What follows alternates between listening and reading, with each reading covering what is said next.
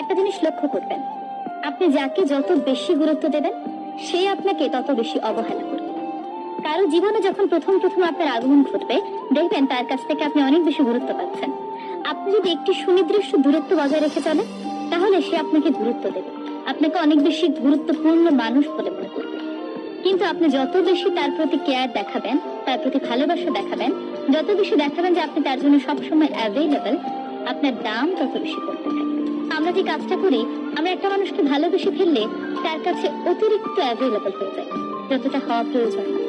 নিজের গুরুত্বপূর্ণ কাজ ফেলেও তার এক ডাকে চলে আসি। তাকে আমরা বলতে পারি না আজকে আমার খুব গুরুত্বপূর্ণ একটি কাজ আছে, তোমার কাজে আমি কাল আসি।